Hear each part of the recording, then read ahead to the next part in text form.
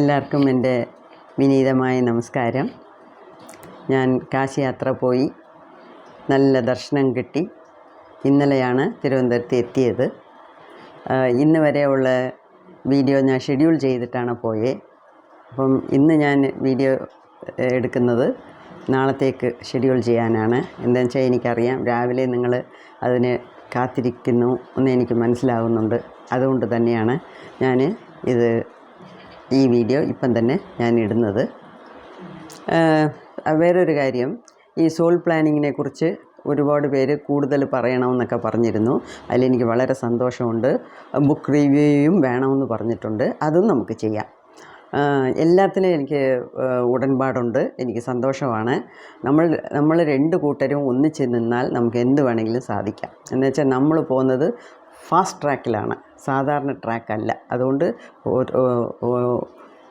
ഒറ്റക്കെട്ടായിട്ട് നമ്മൾ നിന്നാൽ നമുക്ക് മുക്തി എളുപ്പം തന്നെ നമുക്ക് നേടിയെടുക്കാം എന്നുള്ളതാണ്. അപ്പം നിങ്ങൾ കാണിക്കുന്ന പ്രോത്സാഹനം എനിക്ക് വളരെ ഒരു ഉന്മേഷം തരുന്നുണ്ട്.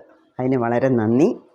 അപ്പം ഇന്ന് പക്ഷേ ഒരു കാര്യം, ഈ സോൾ പ്ലാനിങ്ങിനെ കുറിച്ചും ബുക്ക് റിവ്യൂവിനെ കുറിച്ചും ഞാൻ ഇതിന് ഉടൻ തന്നെ ഞാൻ ചെയ്യാനായിട്ട് ഞാൻ ഉദ്ദേശിച്ചിട്ടില്ലായിരുന്നു. എന്താണെന്ന് വെച്ചാൽ, ഈ സോൾ പ്ലാനിങ് പറയുമ്പോഴേ ഞാൻ പറഞ്ഞു അത് ഒരു ചെറിയ ഇൻട്രൊഡക്ഷൻ മാത്രമാണ്. എന്നുവെച്ചാൽ അത് വലിയൊരു ടോപ്പിക്കാണ്. അത് കുറേ സമയം എടുക്കും. അപ്പോൾ അതിൻ്റെ ഇടയിൽ ഇപ്പം ഞാൻ എന്തൊക്കെ വീഡിയോസ് ഏതൊക്കെ ടോപ്പിക്സാണ് പറയേണ്ടത്, അതിൻ്റെ ഓർഡർ തിരിച്ചും മറിച്ചും എടുത്തും ഇട്ടും, എന്നുവെച്ചാൽ ഇത് നമ്മൾ ഒരു ബുക്കിനെ കണ്ടോ അല്ലെങ്കിൽ ഒരു ഇതിനെ കണ്ടോ അല്ല നമ്മൾ ചെയ്യുന്നത്. ഇത് എൻ്റെ സ്വന്തമായിട്ട് എൻ്റെ മനസ്സിൽ കിടന്ന് ചിന്തിച്ച് കുറേ പ്രാവശ്യം പേപ്പറിൽ എഴുതിയെന്ന് വെച്ചാൽ മാറ്റർ എഴുതണ്ട, മാറ്റർ ഇവിടെ ഉണ്ട്. പക്ഷേ ഏത് ഓർഡറിലാണ് തരേണ്ടത്, ഏത് ഓർഡറിൽ തന്നാൽ നിങ്ങൾക്ക് മനസ്സിലാകും. അതൊക്കെയാണ് ഒരു ടീച്ചറുടെ ഒരു ഗുണം. ഞാൻ പറഞ്ഞില്ലേ, BEd MEdലൊക്കെ നമുക്ക് രണ്ട് കാര്യങ്ങൾ പറഞ്ഞു തന്നിട്ടുണ്ട്. സിമ്പിൾ ടു കോംപ്ലക്സ്, ലഘുവായിട്ട് മനസ്സിലാകുന്നത് എന്ന് കട്ടി കൂടിയ സബ്ജക്റ്റിലോട്ട് പോവുക. നോൺ ടു അൺനോൺ എന്ന് വെച്ചാൽ ആദ്യമേ നമുക്ക് അറിയാവുന്ന കാര്യങ്ങളെക്കുറിച്ച് പറഞ്ഞു കൊടുത്തിട്ട് അറിയാൻ വയ്യാത്ത പുതിയ കാര്യങ്ങളെക്കുറിച്ച് പറഞ്ഞു കൊടുക്കുക. ഇതൊക്കെയാണ് ഒരു ടീച്ചർക്കുള്ള ഗുണങ്ങൾ. അതുപോലെയാണ് ഞാനും എൻ്റെ 35-40 വർഷത്തെ ട്രെയിനിങ്ങിൽ എനിക്ക് മനസ്സിലാക്കിയതും ഞാൻ ചെയ്തുകൊണ്ടിരുന്നതും ഇപ്പം ചെയ്യുന്നതും അത് തന്നെയാണ്. അങ്ങനെയാണ് ഞാൻ പല പ്രാവശ്യം ഈ ഓർഡറൊക്കെ വെട്ടി തിരുത്തി എഴുതി ഒന്നിനെ എടുത്ത് പുറവശത്തിട്ടു, മുൻവശത്തുള്ളത് പുറവശത്തിട്ടു, അങ്ങനെ കുറേ ചെയ്ത് ഞാൻ കുറേ ഓർഡറിൽ ചെയ്ത് വെച്ചിട്ടുണ്ട്.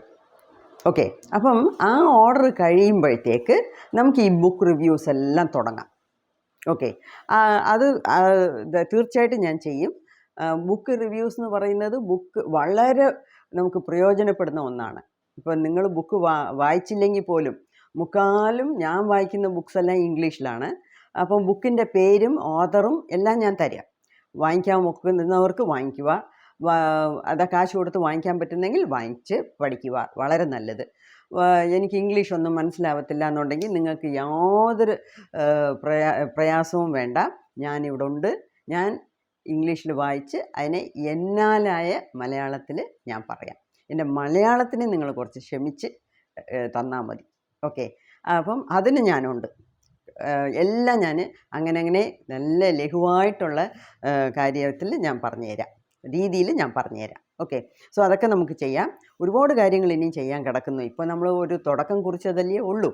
അപ്പം നമുക്ക് പതുക്കെ എല്ലാം ചെയ്യാം. ഓക്കെ, അപ്പം ശരിക്കും പറഞ്ഞാൽ ഇന്ന് നാളെ മറ്റന്നാൾ ഒക്കെ ഞാൻ ഷെഡ്യൂൾ, അതായത് പ്ലാൻ ചെയ്തിരിക്കുന്നത്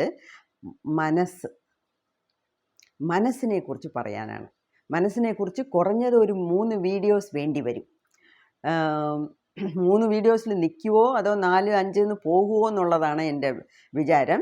എത്രയ്ക്ക് വേണമെങ്കിലും പോകട്ടെ, നമുക്ക് അതൊന്നും ബോധേഡല്ല. എന്നുവെച്ചാൽ നമ്പർ ഓഫ് വീഡിയോസ് ഒന്നും നമുക്ക് ബോധേഡല്ല. ചിലപ്പോൾ അത് 10 നിമിഷമായിരിക്കാം, ചിലപ്പോൾ 8 നിമിഷമായിരിക്കാം, ചിലപ്പോൾ 15 നിമിഷമായിരിക്കാം. ഡ്യൂറേഷനൊന്നും ബാധകമല്ല. നമുക്ക് ഇൻട്രസ്റ്റ് ഉള്ള ടോപ്പിക്കാണെങ്കിൽ നമ്മൾ കേൾക്കും, ഇല്ലയോ? അത് മതി എനിക്ക്. അതാണ് നമ്മളുടെ ഉന്നം. എന്തോ ആയിരുന്നാലും ആ വീഡിയോയിൽ എന്ത് പറയുന്നു, വത്സമ്മയ്ക്ക് എന്താ നമ്മളടുത്ത് പറയാനുള്ള ആഗ്രഹം, എന്താ ഉദ്ദേശം, അത് നമ്മൾ വാങ്ങിക്കുക. അത്രയും മതി. അപ്പം ഇന്നും നാളെയും മറ്റന്നാളും ഒക്കെ ഒരു തുടർച്ചയായിട്ട് ഒരു 3 വീഡിയോസിൽ മനസ്സിനെക്കുറിച്ചുള്ള സംസാരമായിരിക്കും. ഓക്കെ, നമ്മൾ ഡിസ്കസ് ചെയ്യാൻ പോകുന്നത്. ഓക്കെ, ഇപ്പം ഈ പരിണാമ വളർച്ചയിൽ, അതായത് എവല്യൂഷനിൽ, പരിണാമ വളർച്ചയിൽ ഏറ്റവും ഉയർന്ന നിലയിൽ എത്തിയിട്ടുള്ളത് മനുഷ്യനാണ്, അല്ലയോ? മനുഷ്യനാണ് ഏറ്റവും ഉയർന്ന നിലയിൽ എത്തിയിട്ടുള്ളത്. അപ്പോൾ ഈ മനുഷ്യന് പേര് വരാൻ കാരണം എന്തുവാ? മനുഷ്യന് പേര് വരാൻ കാരണം മനുഷ്യന് മാത്രമേ മനസ്സുള്ളൂ. ഈ മനസ്സ് എന്ന് പറയുന്ന കാര്യം മനുഷ്യന് മാത്രമേ ഉള്ളൂ, വേറെ ഏത് ജീവജന്തുക്കൾക്കും ഇല്ല. ഓക്കെ, ഇപ്പം ഞാൻ ഈ വീഡിയോയിൽ മനസ്സിനെ കുറിച്ച് കുറച്ച് കാര്യങ്ങളൊക്കെ പറയും. നിങ്ങളത് കേട്ട് ചിന്തിച്ച് അത് മനസ്സിലാക്കി വയ്ക്കുക. ഓക്കെ, അപ്പം മനസ്സുള്ളവൻ മനുഷ്യൻ. അങ്ങനെ ഉള്ളപ്പം ഈ മനസ്സെന്നുള്ളത് മനുഷ്യന് വേണ്ടി ദൈവം തന്ന ഒരു വരപ്രസാദമാണ്, ഒരു ഗിഫ്റ്റാണ്. ദൈവമെന്ന് നിങ്ങളെടുത്താലും ശരി, പ്രപഞ്ചമെന്ന് എടുത്താലും ശരി, നമ്മളെക്കാട്ടിലും ഉയർന്ന നിലയിലുള്ള ഉയർന്ന തളത്തിലുള്ള ഒരു ശക്തിയാൽ നമുക്ക് കൊടുക്കപ്പെട്ട ഒരു ഗിഫ്റ്റാണ്, ഒരു വരപ്രസാദമാണ് മനസ്സ്. Okay, right. അപ്പം ഈ മനസ്സ് എന്ന് വെച്ചാൽ എന്തുവാ? മനസ്സെന്ന് വെച്ചാൽ എന്തുവാ? അത് എവിടെ ഉണ്ട്? ഞാൻ ഇങ്ങനത്തെ കാര്യങ്ങളൊക്കെ ചർച്ച ചെയ്യുമ്പം ഒരുപാട് പേർക്ക് ചോദിച്ച്, മനസ്സെന്ന് വെച്ചാൽ എന്തുവാ? മനസ്സെന്ന് വെച്ചാൽ മനസ്സ്, അതിലെന്തോ ഇരിക്കുന്നു, അതാണ് മനസ്സ്. ഓക്കെ, അപ്പോഴേ എനിക്ക് മനസ്സിലായി. ശരി, ഇവിടെ അത് എവിടെ ഉണ്ട്? ദേ ഇവിടെ. അത് നമ്മളെല്ലാവരും അങ്ങനെയാണ് ചെയ്യുന്നത്. നെഞ്ചി തൊട്ട് പറയും, മനസ്സറിഞ്ഞ്, മനസാക്ഷിയോടെ, മനസ്സാ വാചാ കർമ്മണ എല്ലാം ഇവിടെയാണ് നമ്മൾ തൊടുന്നത്, ഇല്ല? പക്ഷേ എനിക്കറിഞ്ഞ രീതിയിൽ ഞാൻ മനസ്സിലാക്കിയെടുത്തോളം അതിൻ്റെ വ്യാഖ്യാനം ഞാനിപ്പം പറയാം. നമ്മുടെ മനസ്സെന്ന് പറയുന്നത്, നമ്മൾ ഇതിനു മുമ്പേ എത്ര ജന്മങ്ങളെടുത്തോ അത്രയും ജന്മങ്ങളുടെ അനുഭവങ്ങൾ പ്ലസ് ഈ ജന്മത്തെ ഈ നിമിഷം വരെ ഉള്ള അനുഭവങ്ങൾ എല്ലാം ചേർത്ത് വെച്ച ഒരു കലവറയാണ് ഈ മനസ്സ്. മനസ്സിലാക്കാൻ പറ്റുന്നോ? Mind is the store house. കലവറ എന്ന് പറഞ്ഞാൽ സ്റ്റോർ ഹൗസ്. അതൊരു സ്റ്റോർ ഹൗസാണ്. അതിനകത്ത് എന്തോ സ്റ്റോർ ചെയ്ത് വെച്ചിട്ടുണ്ട്. ഈ ജന്മത്ത് നമ്മൾ ജനിച്ചപ്പം തൊട്ട് ഇതുവരെ നടന്ന സംഗതികൾ, നമ്മുടെ അനുഭവങ്ങൾ, അത് നല്ലതാ ചീത്തയാ അതൊന്നുമല്ല, എല്ലാ അനുഭവങ്ങളും. അതുമാത്രമല്ല, കഴിഞ്ഞ ജന്മം, അതിൻ്റെ മുൻപത്തെ ജന്മം, അതിൻ്റെ മുമ്പത്തെ ജന്മം, ഇത്രയും ജന്മത്തിന് നമുക്ക് കിട്ടിയ അനുഭവങ്ങൾ, പാഠങ്ങൾ, അതെല്ലാം ചേർത്ത് വെച്ചിരിക്കുന്ന ഒരു കലവറയാണ് മനസ്സ്. ഇപ്പം ഞാൻ ഈ 3 കോശങ്ങളെ പറ്റി പറഞ്ഞില്ല. 5 കോശത്തിൽ 3 കോശമാണല്ലോ നമ്മളിപ്പം പറയുന്നത്. 3 ഷീത്ത്, 3 ലെയർ. ഈ ഉള്ളി പൊളിക്കുന്ന പോലെ ഓരോ ലെയറായിട്ട് എടുക്കുമെന്ന് പറഞ്ഞില്ലേ? അപ്പോൾ അതിലെന്തുവാ? ഈ സൂക്ഷ്മ ശരീരം, സ്ഥൂല ശരീരം, സൂക്ഷ്മ ശരീരം. ഈ സ്ഥൂലം എന്ന് പറയുന്നത് നമ്മൾ കാണുന്ന ഫിസിക്കൽ ബോഡി, ഫസ്റ്റ് ലെയർ. ഇതിനും അടുത്തതായിട്ടുള്ളതാണ് ഈ മനോമയ കോശം. അന്നമയ കോശം ഫിസിക്കൽ ബോഡി എന്ന് വെച്ചാൽ ഇത് അന്നം കൊണ്ട് വളർന്നതാണ്, അന്നമയ കോശം. അടുത്തത് മനോമയ കോശം. ഈ മനോമയ കോശം എന്ന് പറയുന്നതാണ് മനസ്സ്. മൂന്നാമത്തെ പ്രാണമയ കോശം, പ്രാണശക്തിയാൽ ഉന്തപ്പെട്ട് അത് വർക്ക് ചെയ്യും, അതാണ് പ്രാണമയ കോശം. ഈ പ്രാണമയ കോശത്തിനെയാണ് ആസ്ട്രൽ ബോഡി എന്നും എനർജി ബോഡി എന്നും പറയുന്നത്. ഞാൻ ഇത് തന്നെ എപ്പോഴും പറയുന്നത് എന്താണെന്ന് വെച്ചാൽ, നിങ്ങൾ ഏതെങ്കിലും ഒരു വീഡിയോയിൽ അല്ലെങ്കിൽ ഒന്നോ രണ്ടോ വീഡിയോയിൽ ഇതുവരെ വിട്ടുപോയിട്ടുണ്ടെങ്കിൽ, ശ്രദ്ധിക്കാൻ വിട്ടുപോയിട്ടുണ്ടെങ്കിൽ അത് മനസ്സിൽ പതിയണം. അതുകൊണ്ടാണ് തിരിച്ചും ഞാൻ പറയുന്നത്. ഓക്കെ, എന്നുവെച്ചാൽ ഒരു ടീച്ചറായി പോയില്ലയോ, റിപ്പീറ്റ് ചെയ്യുന്നതാണ് ഒരു ടീച്ചറുടെ ജോലി. 40 കുട്ടികളുണ്ടെങ്കിൽ 40 കുട്ടികൾക്ക് മനസ്സിലാകുന്നവരെ ടീച്ചർ വിടുകയില്ല. അതാണ്. ഓക്കെ, അപ്പം അതാണ്. സോ ഈ അനുഭവങ്ങളുടെ കലവറയാണ് മനസ്സ്. ശരി, ഇതെവിടെ ഉണ്ട്? നെഞ്ചത്താ? ഹൃദയത്തിനകത്താ? ഇവിടെ അനാഹത ചക്രമുണ്ട്. അനാഹത ചക്രത്തിനകത്താ? എവിടാ? മനസ്സ് നമ്മളുടെ ദേഹം മുഴുക്ക വ്യാപിച്ചിട്ടുണ്ട്. അതിന് ഒരു സ്പെഷ്യൽ ലൊക്കേഷൻ ഇല്ല. വേറൊരു കാര്യം മനസ്സിലാക്കണം, ബുദ്ധി വേറെ മനസ്സ് വേറെ. ബുദ്ധി വേറെ മനസ്സ് വേറെ. ബുദ്ധി എന്ന് പറയുന്നത് തലച്ചോറ്. തലച്ചോറ് എന്ന് പറയുന്നത് മണ്ടവോട്ടിനകത്തിരിക്കുന്നത്, അത് വേറെ, അത് ബ്രെയിൻ. ഇത് തലച്ചോറ്. ബ്രെയിൻ എന്ന് പറഞ്ഞാൽ തലച്ചോറ്. ഓക്കെ, മനസ്സെന്ന് പറയുന്നത് മൈൻഡ്. മൈൻഡിന് എവിടെയെങ്കിലും സ്ഥലമുണ്ടോ, ലൊക്കേഷൻ ഉണ്ടോ? ഇല്ല. മൈൻഡിന് ലൊക്കേഷൻ ഇല്ല. അപ്പം എവിടാ ഉള്ളത്? ഉച്ചന്തല തൊട്ട് ഉള്ളങ്കാല് വരെ ദേഹം മുഴുക്ക വ്യാപിച്ചിരിക്കുന്നതാണ് മനസ്സ്. ഇപ്പം നമ്മൾ ഒരു വീട് കെട്ടാൻ നമ്മൾ ചുടുകല്ല് ഉപയോഗിക്കും. മെയിനായിട്ട് ഉപയോഗിക്കുന്ന ചുടുകല്ല. സിമൻറ്റും മണ്ണും കുഴയ്ക്കുന്നതും അതൊക്കെ വേറെ, പക്ഷെ മെയിനായിട്ട് ചുടുകല്ല്. അതുപോലെ നമ്മുടെ ദേഹത്ത് മെയിനായിട്ട് ഉള്ളത് സെൽസാണ്. ഈ സെൽസ് എന്ന് പറയുന്നത് ചുടുകല്ലിന് സമാനം. അപ്പം എത്രയോ മില്യൺസ്, കോടാനുകോടി ചുടുകല്ല് കൊണ്ടാക്കിയതാണ് നമ്മുടെ ദേഹം. അതായത് കോടാനുകോടി സെൽസ് കൊണ്ടായതാണ് നമ്മുടെ ദേഹം. ഓരോ സെല്ലിലും നമ്മുടെ മനസ്സ് വ്യാപിച്ചിട്ടുണ്ട്. അപ്പം പലതരപ്പെട്ട സെൽസ് ഉണ്ട്. അപ്പം പലതരപ്പെട്ട മനസ്സുണ്ടോ? ഇല്ല. ഒരേ മനസ്സ്, ഒരാളിന് ഒരു മനസ്സ്. എന്നുവെച്ചാൽ ഇപ്പം എൻ്റെ മനസ്സെന്ന് പറയുന്നത് ഞാൻ ഇതുവരെ എത്ര ജന്മം എടുത്തോ അത്രയും ജന്മത്തിൽ എനിക്ക് കിട്ടിയ അനുഭവങ്ങളും ഇത്രയും പ്രായത്തിൽ ഞാൻ ശേഖരിച്ചു വെച്ച അനുഭവങ്ങളും ആണ് എൻ്റെ മനസ്സ്. അപ്പോൾ അത് ഒരു മനസ്സാണ്. ഓക്കെ, അതിൽ പല തരത്തിലുള്ള മനസ്സുകളൊന്നുമില്ല, ഒരു മനസ്സ്.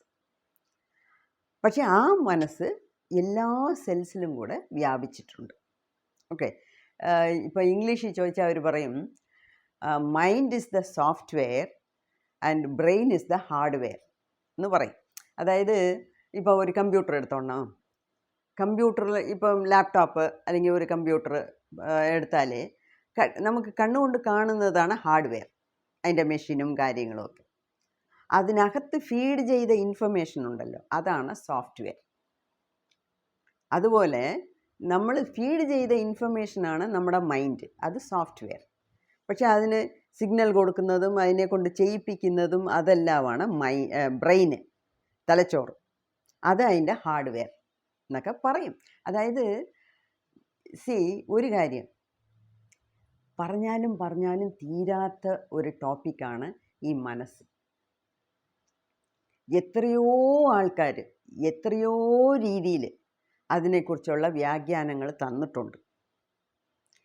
എന്നിട്ടും ഈ പിടികിട്ടാ പുള്ളിയായിട്ട് ചാടിച്ചാടി പോകുന്നതാണ് നമ്മുടെ മനസ്സ്.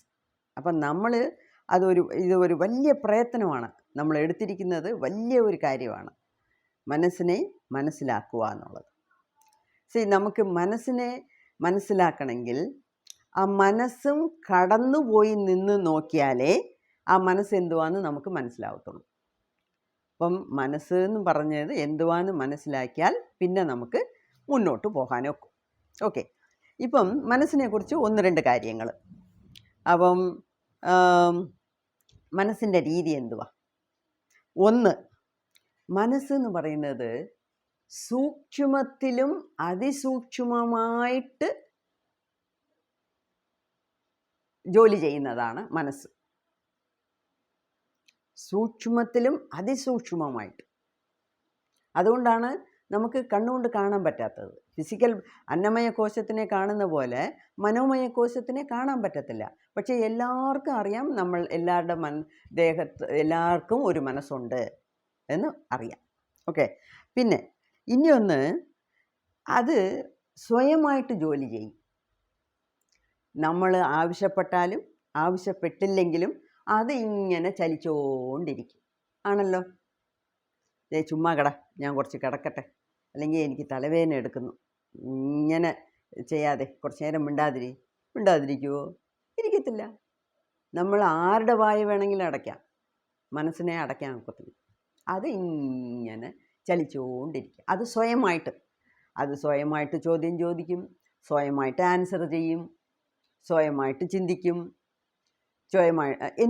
അത് സ്വയമായിട്ട് ഏതെങ്കിലും ഇങ്ങനെ ചെയ്തുകൊണ്ടിരിക്കും. അത് അതിൻ്റെ പ്രത്യേക ഒരു ശക്തിയാണ്. ആ ശക്തിയെ അത് പ്രപഞ്ചത്തിലെടുത്ത് നിന്ന് ചോദിച്ചു വാങ്ങിച്ചിട്ടുണ്ട്. ഞാനിങ്ങനെ വർക്ക് ചെയ്യത്തുള്ളൂ, ഞാനിങ്ങനെ ജോലി ചെയ്യത്തുള്ളൂ, എനിക്കതിൻ്റെ എൻ്റെ രീതിയിൽ എന്നെ വിടണം, അതിന് പെർമിഷൻ കിട്ടിയിട്ടുണ്ട്. അതുകൊണ്ടാണ് അതിങ്ങനെ സ്വയമായിട്ട് ജോലി ചെയ്യുന്നത്. ഓക്കെ, അതൊരു കാര്യം. അതിന് റെസ്റ്റ് വേണ്ട, റെസ്റ്റേ ഇല്ല. ചാടി പോകും. അതാണ് ആ മനസ്സിൻ്റെ സ്വഭാവം. അതിനെക്കുറിച്ച് തന്നെ ഈ ചാടുന്ന സ്വഭാവം, ഒറ്റ സ്വഭാവത്തിനെ വെച്ച് തന്നെ എത്ര വ്യാഖ്യാനങ്ങൾ. അത് എല്ലാ മതത്തിനും നമുക്ക് പോണ്ട. സ്വാമി വിവേകാനന്ദർ പറഞ്ഞതാണ് എനിക്ക് ഏറ്റവും ഇഷ്ടപ്പെട്ടത്. അതായത് ഈ ഇഞ്ചി തിന്ന കുരങ്ങ് പോലെ, അതായത് കുരങ്ങിൻ്റെ സ്വഭാവമേ ഒരു ബ്രാഞ്ചിൽ നിന്ന്, ഒരു മരത്തിൽ നിന്ന് ഇനിയൊരു മരം, ഒരു മരത്തിൽ നിന്ന് തന്നെ ഒരു ബ്രാഞ്ചിൽ നിന്ന് ഇനിയൊരു ബ്രാഞ്ച്, ഒരു ശാഖയിൽ നിന്ന് ഇനിയൊരു ശാഖ, ചാടി പോകും. അത് 5 നിമിഷം അതിന് ഒരു സ്ഥലത്ത് ഇരിക്കാൻ ഒക്കത്തില്ല. മനസ്സും അതുപോലെയാണ്. 6 സെക്കൻഡിനൊരിക്കൽ പുതിയ വിഷയങ്ങൾ അത് ഉണ്ടാക്കിക്കൊണ്ടിരിക്കും. 6 സെക്കൻഡ്.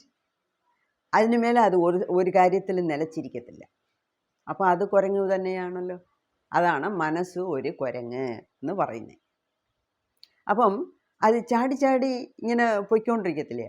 അപ്പം അങ്ങനത്തെ കുരങ്ങിനെ ഇഞ്ചി കുറേ അരച്ച് അതിൻ്റെ ചാറ് പിഴിഞ്ഞ് അതിൻ്റെ വായിൽ കൊണ്ട് ഒഴിച്ചു കൊടുത്താൽ ഭ്രാന്തെടുക്കും. അതാണ് ഇഞ്ചി തിന്ന കുരങ്ങെന്ന് പറയുന്നത്. അതുപോലെ ചിലർ ഇഞ്ചിക്ക് പകരം വേറെ എന്തെങ്കിലുമൊക്കെ പറയും. എന്തു പറഞ്ഞാലും ശരി, അതായത് ഭ്രാന്തെടുത്ത ഒരു കുരങ്ങ് എങ്ങനെ ഇരിക്കും, അതുപോലാണ് നമ്മുടെ മനസ്സ്. നമ്മളെല്ലാം നോർമലാ, നമുക്കൊന്നും ഭ്രാന്തില്ല. ദൈവം സഹായിച്ച് നമുക്കൊന്നും ഭ്രാന്തില്ല, നന്ദി ദൈവമേ.